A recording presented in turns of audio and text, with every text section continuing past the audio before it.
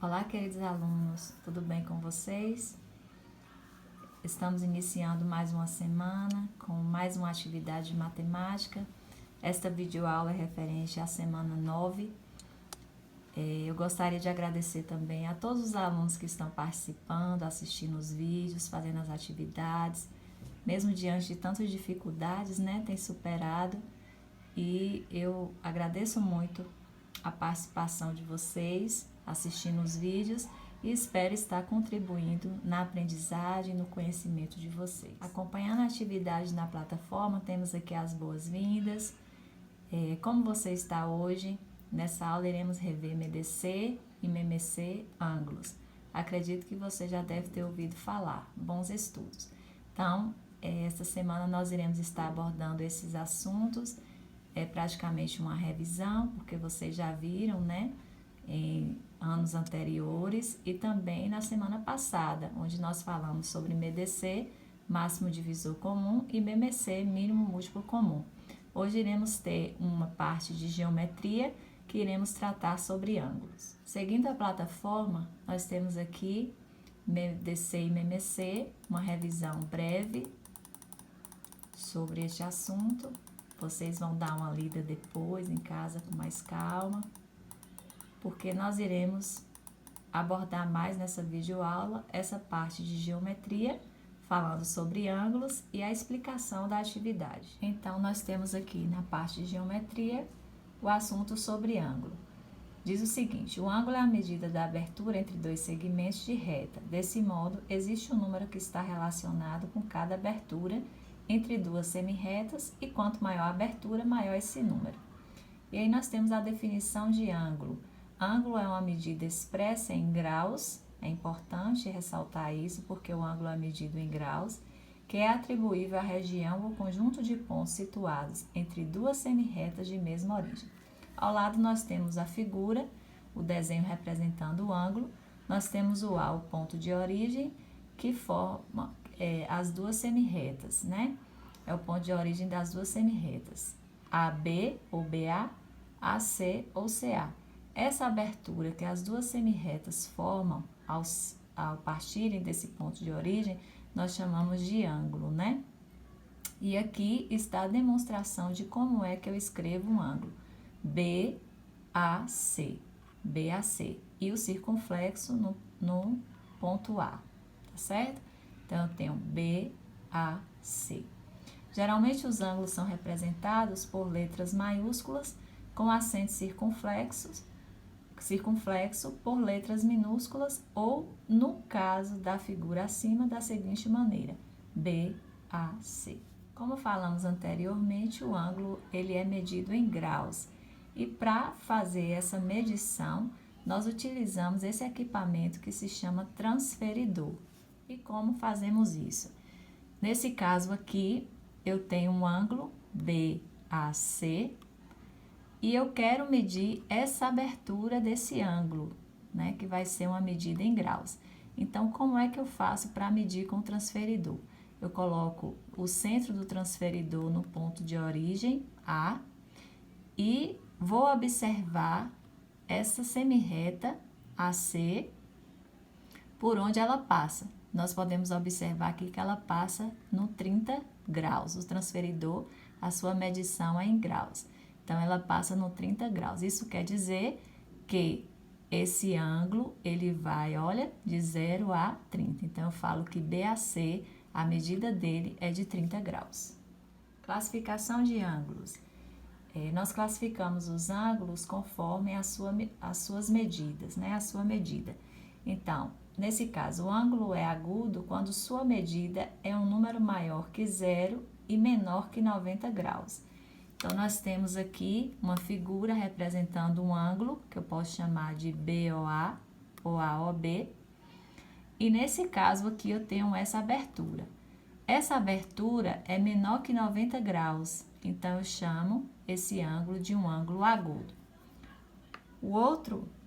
A outra classificação, nós chamamos de ângulo reto, quando o ângulo possui exatamente 90 graus. Quando isso acontece, podemos dizer também que as semirretas se cruzam de forma perpendicular. Aí nós temos o exemplo aí, o desenhozinho, que tá no cantinho aqui, ó. E aqui vocês vão observar, eu tenho um ângulo AOB e ele forma um ângulo, essa abertura eu chamo de 90 graus, né? A medida é 90 graus, então eu classifico esse ângulo como um ângulo reto. O próximo ângulo, a classificação, ângulo obtuso. Quando sua medida é maior que 90 graus e menor que 180. Então, nós vamos observar aqui eu tenho um ângulo AOB, ok? E eu percebo que essa abertura é maior do que 90 graus. Então, quando acontece isso, eu chamo esse ângulo, classifico esse ângulo como ângulo obtuso. Ângulo raso, conhecido também como meia volta ou meia lua. Esse ângulo equivale à medida de um ângulo inteiro. Logo, possui exatamente 180 graus. Olha o exemplo aqui de um ângulo raso de 180 graus. O ângulo AOB, e vocês percebem que a abertura forma uma meia-lua, ó. E esse ângulo, eu sempre classifico ele como um ângulo raso. É um ângulo de 180 graus. O próximo, eu chamo de ângulo inteiro. Como o nome sugere, esse ângulo representa a volta completa possuída exatamente 360 graus. Reparem que aqui eu tenho a meia volta, 180. Se eu faço uma volta inteira, é o dobro, né? Então, 360. Então, vocês percebem, é como se esse ângulo, né, as duas semirretas, uma fizesse uma volta inteira e se encontrasse novamente. Então, essa abertura total aqui é de 360 graus e esse ângulo eu chamo de ângulo inteiro. Agora sim, vamos entrar na parte das atividades.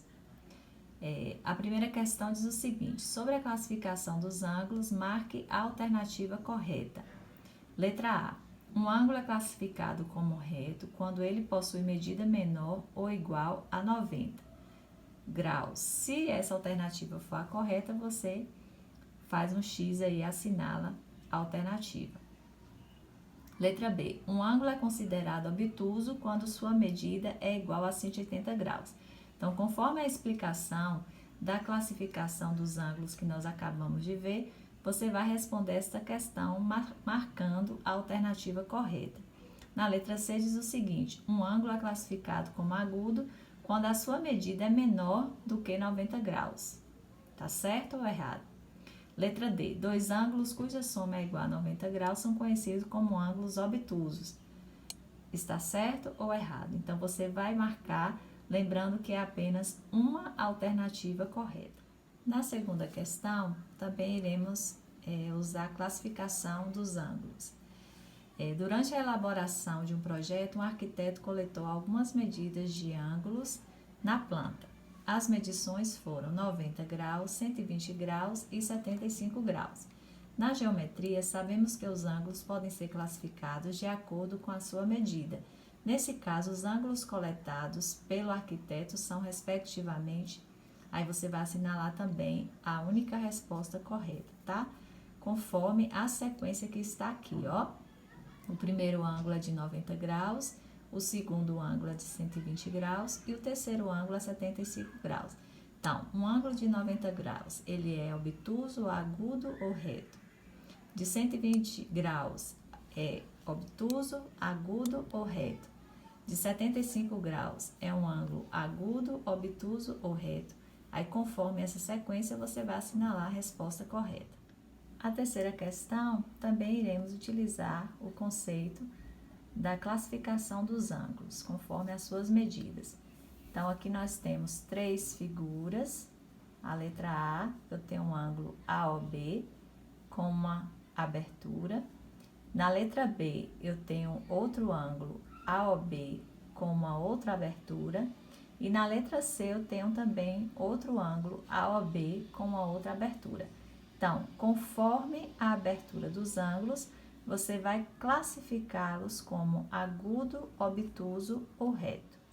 Continuando com o conceito de classificação de ângulos, a quarta questão diz o seguinte: observe os relógios a seguir e responda as questões. Na letra A, pergunta-se: em quais relógios ponteiros formam o ângulo reto? Na letra B, em qual relógio os ponteiros formam um ângulo agudo? E na letra C, em qual relógio os ponteiros formam um ângulo obtuso? Aí você tem o relógio A, relógio B, relógio C e relógio D. Aí, conforme os ângulos que os ponteiros formam em cada relógio, você vai responder as questões A, B e C. Na quinta questão, nós iremos trabalhar com o conceito de medecer. Em relação aos números 12 e 18, determine sem considerar o número 1. Na letra A, você vai colocar entre chaves os números, os divisores de 12. Na letra B, os divisores de 18. Na letra C, você vai colocar também entre chaves os divisores comuns de 12 e 18. E na letra D, você vai calcular o máximo divisor comum de 12 e de 18. Vamos calcular o medecer dos números 12 e 18. Relembrando, começo dividindo por 2, porque os dois números são divisíveis por 2. 12 dividido por 2, 6. 18 dividido por 2, 9. Continuo com 2, porque ainda tem um 6 divisível por 2. 6 dividido por 2, 3. O 9 não divide, exatamente, então eu repito. Agora, os números não são mais divisíveis por 2, são divisíveis por 3. Então, eu faço 3 dividido por 3, 1. 9 dividido por 3, 3. Continuo com 3, porque 3 só divide por 3, E por 1. É um número primo. Então, 3 dividido por 3, 1. Quando eu chego no final das colunas 1 e 1, é porque eu encerrei a fatoração. Aí, agora, trabalhando com medecer, eu vou considerar apenas os fatores que dividiram os dois números ao mesmo tempo. Nesse caso, foi esse 2 e o 3. Multiplico eles, entre si, e aí eu acho a resposta do medecer de 12 e de 18. A sexta questão diz assim: em uma apresentação para o lançamento do novo carro de corrida da equipe Max, foi realizada uma corrida inusitada. 3 veículos participaram: o carro lançamento, o carro da temporada passada e um carro de passeio comum. O circuito é oval, os 3 largaram juntos e mantiveram velocidades constantes. O carro lançamento leva 6 minutos para completar uma volta. O carro da temporada passada leva 9 minutos para completar uma volta. E o carro de passeio leva 18 minutos para completar uma volta. Depois que a corrida começa, a pergunta é: em quanto tempo eles passarão juntos novamente pelo mesmo local da largada? Para realizar esse cálculo, pessoal, eu vou utilizar o cálculo do MEMEC, tá bom? Então, eu vou pegar o tempo de cada carro, 6 minutos, 9 minutos e 18 minutos. E calculando o MEMEC, a gente já tem esse conhecimento, Que eu divido por 2, porque eu tenho números pares que divide por 2. Então, eu faço 6 dividido por 2, 3. O 9 não divide, repete. 18 dividido por 2, 9. Agora, eu tenho números divisíveis por 3. 3 dividido por 3, 1. 9 dividido por 3, 3. 9 dividido por 3, 3. Agora, com 3, vou repetir o 1. 3 dividido por 3, 1. 3 dividido por 3, 1. O MEMEC, eu multiplico os fatores que eu tenho aqui à direita. É diferente do medecer, tá? Então, eu vou fazer 2 vezes 3 vezes 3. E aí, eu vou ter a resposta de quantos minutos eles passarão juntos novamente pelo mesmo local da largada. E assim, seguindo para a questão 7, nós temos o seguinte: em uma confecção há rolos de malha com medidas de 120, 180 e 240 centímetros. Será preciso cortar o tecido em pedaços iguais, maiores possíveis e não sobrar nada. A pergunta do problema é: qual será o comprimento máximo de cada tira de malha? Então, essa palavra máximo já nos lembra a questão do MEDC, máximo divisor comum.